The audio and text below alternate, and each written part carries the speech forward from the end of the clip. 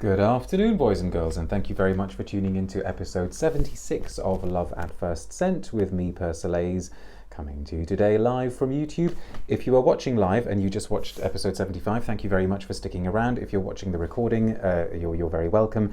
Either way, please leave comments, ask questions. Please consider subscribing to my channel if you haven't already done so, and please consider supporting my work on Ko-fi. You will find the description to that.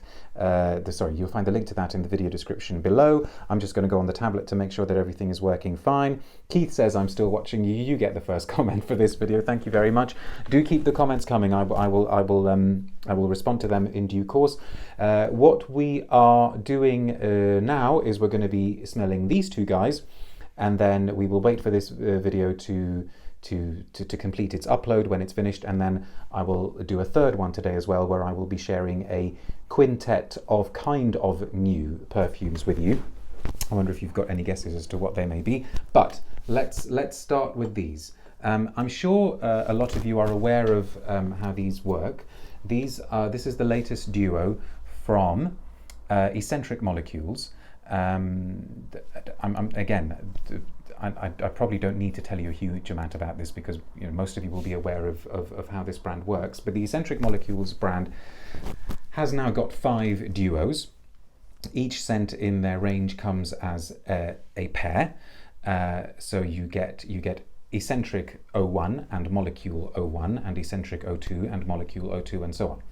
And the idea behind them is that each release is focused around a specific olfactory molecule, an aroma chemical, an ingredient that's used in perfumery. So the first one famously was Isoe Super, although I think it's a kind of variant of it now. They've said that it is a particular variant of Isoe Super. And the scent, which is the molecule, so like in this case we have got, this is Molecule 05. The scent, which is called molecule, and the number is literally just that molecule diluted to a certain concentration. So all you are getting when you buy that is just that molecule. And then the release that is called Escentric, followed by a number, is a perfume built around that molecule to emphasize its facets, to present it in an interesting way. And some of you will remember that I actually featured the 4th release, as in the release prior to this one, on a Love at First Scent video, and that one was focused around the aroma chemical Javanol. So again, if I can figure out what I'm doing, I'll put a link to that video with the Javanol right up here over my head at some stage when I do the edit of the video. This one is based around a material that has been used in perfumery for a long time called cashmeran, or as the French like to say, how do they say? Cashmeran? And actually it was mentioned in a live Q&A that Frederic Mal did yesterday on his Instagram channel. He said that he likes the material, lots of perfumers do. If you want to get a sense of what it smells like and you can't get your hands on these, then see if you can find Frederic Mal's Dans tes bras, whose drydown is very, very heavy on cashmeran. Mathilde Laurent, the perfumer at the in-house perfumer at Cartier, formerly of Guerlain, also likes cashmeran. So I seem to remember when she did one of the flankers of Declaration called Déclaration d'un soir, that had a very, very strong cashmeran drydown. So it's a material that lots and lots of perfumers like. I think, why don't I do the material itself? So this is Molecule 05, new from Escentric Molecules. I've had these samples actually for a little while, because even though the scents were, I think, only officially launched a few weeks ago, I've had the samples for on a sort of early release for several weeks before that. And actually, the launch event for these was one of the last events that I was invited to that got cancelled because of the current lockdown that we're in, which was, I mean, of course, completely necessary, but also quite sad. Now, I have to say that I really, really love cashmeran as well. And years ago, when I was starting to get into writing about perfume and making a very simple sort of makeshift lab in my study, one of the materials that I really wanted to get my hand on was cashmeran, because it just sounded so intriguing. And I have never, ever, ever quite been able to shake off an association with a very, very specific, place. Because those of you who know the United Arab Emirates, or indeed live there, will probably be aware of the Sharjah Souk. I don't know if it's still called the Sharjah Souk. I'm thinking of the one that's right by the Corniche. Way back, it was known as the New Sharjah Souk, when I first moved to the United Arab Emirates, because back then it was the New Sharjah Souk, but the one that was the old one is long, long gone. And the first time I smelled cashmeran, I was immediately taken back to the little shops, particularly on the upstairs level of the Sharjah Souk, and you will only know what I'm talking about if you've been there, that sell incense and souvenirs and knickknacks from India. And I suppose it's quite likely that a lot of the perfumes that were used to make those incense sticks that were sold there probably did use a lot of synthetic musks like cashmeran, and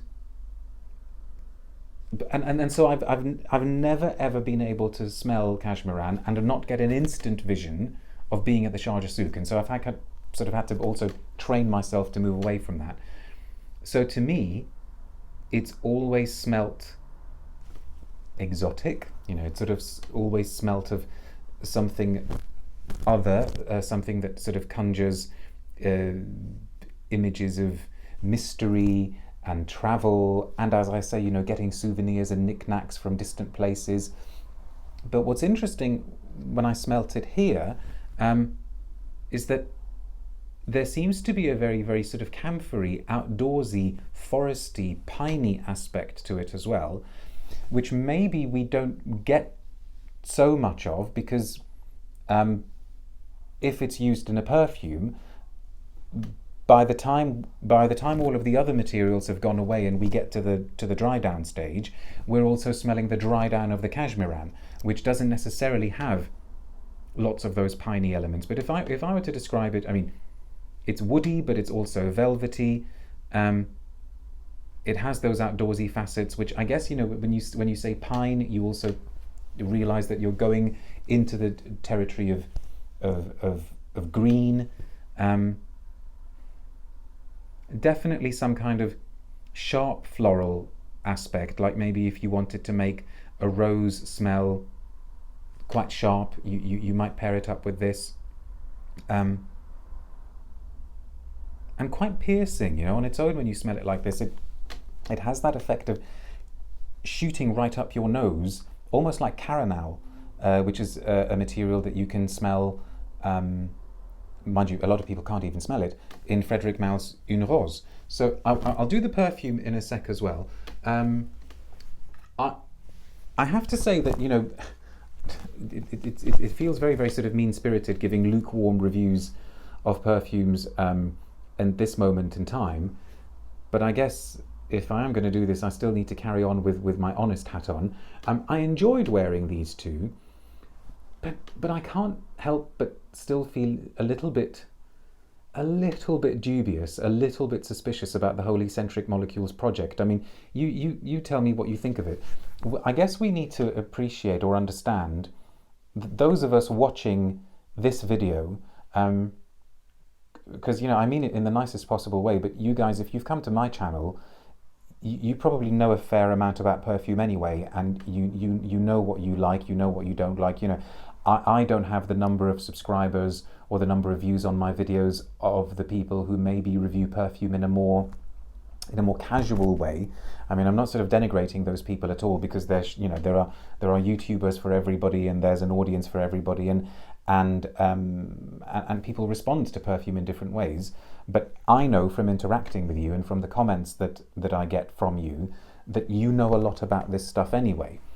And so most of you will be aware that, for instance, this is just one molecule, and so you may feel rightly suspicious about the validity of doing something like that. You could also say well done to the perfumer Geza Schoen, I haven't mentioned him yet, for coming up with the idea of doing that and sticking with it. And I like the pairing idea, But I would never ever go out and buy the first one, because I would be able to just order some good quality ISO-E Super and dilute it myself. And also one thing that always just leaves a sour taste in my mouth is this whole thing of, especially with the first one, especially with this with Molecule 01, this whole thing about how it smells so different on different people, and it's this magical ingredient, and you can't smell it on yourself, but everybody else can smell it on you, and it has this magic seductive power over the people who get caught in your sillage, and that sort of thing, as you know, I have very, very, very little time for. Let's do some comments. I have the press release for this as well, and we will smell the fragrance version of it. Pisebi says, hello, been a while since I watched you live. Yes, actually, I don't think I remember seeing your name pop up. Hello again, says Fahmi. Hi from South Africa, says, is it Bongani? Have I said that correctly? Evo retracted a message, I wonder why. Bongani says, favourite is Escentric 02 and 04. Brilliant. Pema says, hello from Australia, says Gina. Hi, thanks for tuning in. Is it just cashmeran or something almost identical in one bottle, says Ashfaq? Well, it's meant to be, I think, just the cashmeran. Fahmi says, I have my own cashmeran and love it when combined with rose. Yeah, that would work brilliantly. Fabi says, hi from Germany, great to catch you live. Thank you very much for tuning in. Evo says, I can't smell 1, 2 and 4. I don't know what to do against the anosmia. I heard one should wear it more often until the nose kind of recognizes the molecule, but I haven't had success with that strategy. I don't know. I think probably if you can't smell it. I mean, have you tried doing things like smelling it on fabric? Have you also tried maybe spraying it on some paper, on a blotter, covering that paper with a glass, literally as in a tumbler that you drink out of, leaving that there for a few minutes, and then removing the glass and trying to smell the air in the glass? Have you tried that sort of thing to try and help you isolate the molecule and pick it up?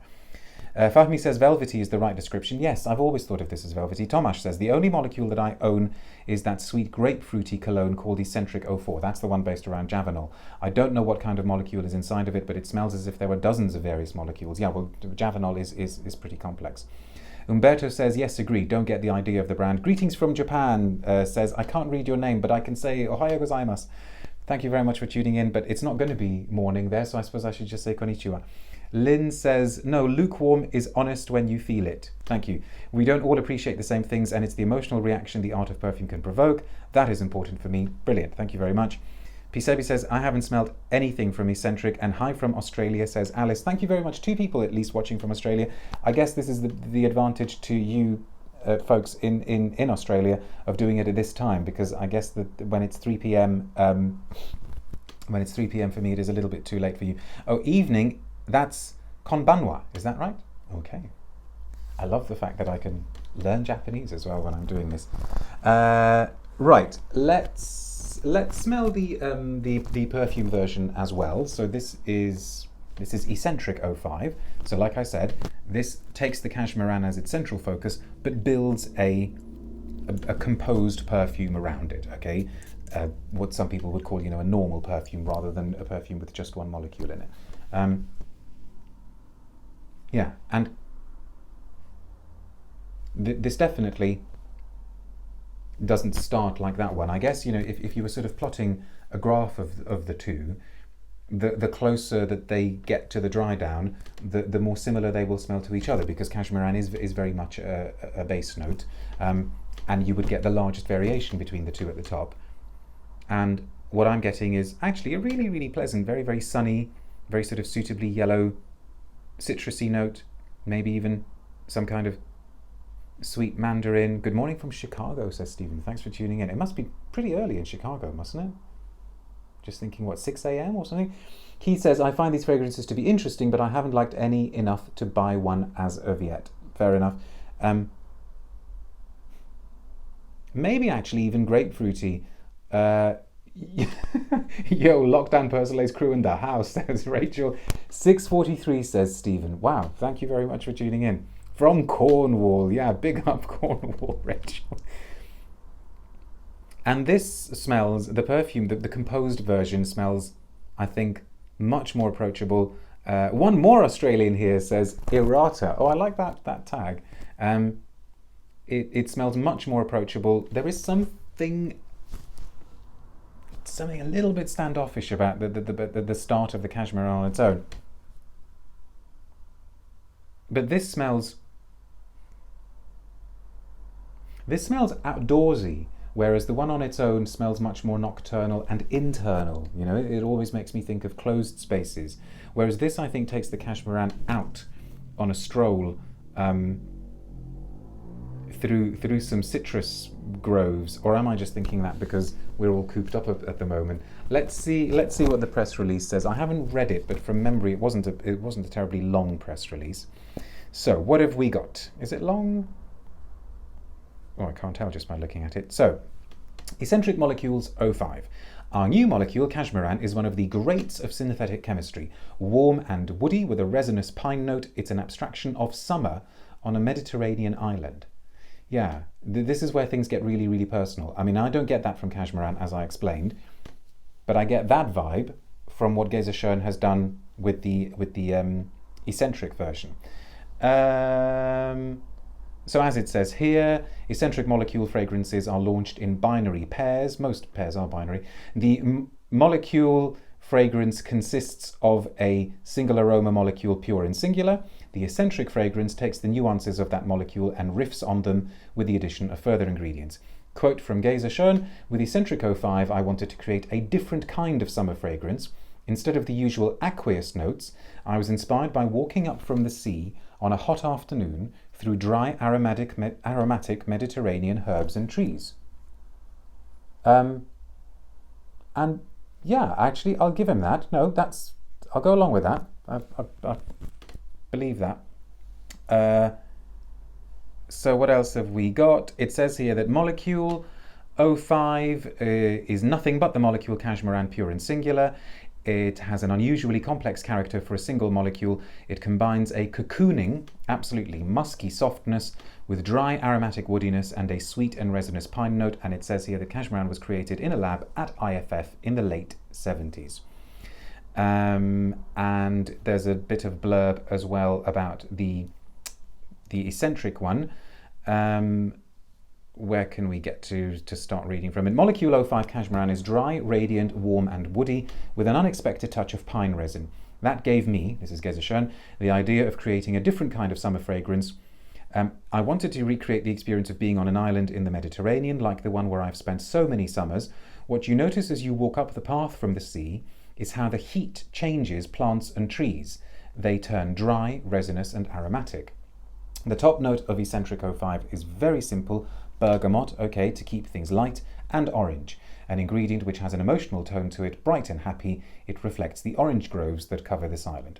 Laurel and rosemary are typical Mediterranean plants with a spicy freshness. Juniper brings a herbal tonality, and cypress is a very dry, pungent wood. I'm totally going along with this actually at the moment. It fits the description very well. The drydown has two classic Mediterranean ingredients, Cistus labdanum and mastic. Mastic is a resin produced by a small tree that grows especially near the sea. It has the clean, sharp scent of newly cut branches. Cistus is a small plant that grows everywhere in the Med. It has a sweet, leathery, balsamic quality, which I love, and of course there is around 15% of cashmeran, which gives the fragrance its piney warmth. I also introduced a subtle fig, both the bitterness of the leaves and the ripeness of the fruit. Maybe that's coming through in the greenness, but I wouldn't necessarily have thought fig. Figs had to be in there because there is a fig tree by our house on the island. Fig feels authentic to the place. It reminds me of the happiness of summer by the sea. And I think that is that. So nice and prosaic, nice and to the point, and actually, like I said, pretty much spot on. That orangey brightness is quite prominent at the moment, and the sort of herbal aspects, like it said, rosemary, are very much there as well. A few more comments before we round up. Q George says, Ostend's cashmere impression is very lovely, warm, incensey. Yes, and that uses cashmeran, of course. Umberto says, good press release. Yes, absolutely, I agree. That was a good press release. We enjoyed that one, didn't we? That was nice and simple. Nice personal touch, says Rachel. Yes. So I think we can probably give this one a thumbs up for Geza. Right, so as per usual, please subscribe to my channel if you haven't already done so. There will be a blotter update a few hours after this has finished uploading. Ashfaq says, I find the pricing of the single ingredient Unacceptable. I can easily, for example, buy ISO Super quite cheaply. Yes, and I think that goes back to what I was saying about what you guys are like as an audience. You are much more in the know, whereas I think most people walking into, I don't know, you know, a shop like Liberty that stocks these perfumes wouldn't know where to source ISO Super. Lynn Smells says, does it transport you to the island? Well, I said it transported me to some citrus groves, so... And it's definitely outdoorsy. I mean, am I thinking an island? I was thinking, well, honestly, no. But then I don't think I have got very many associations of being on islands. I suppose the most memorable island I've ever been to is Capri. So I maybe tend to think of coastal regions of mainland, and it doesn't necessarily make me think of those, but it is sunny, and I think he's right. I think he has captured something quite summery here. Okay, if you are able to, please stick around, because when this video has finished uploading, I will come back with a quintet of newish scents. But if you're watching the recording, thank you very much for watching. I will see you soon. Take care.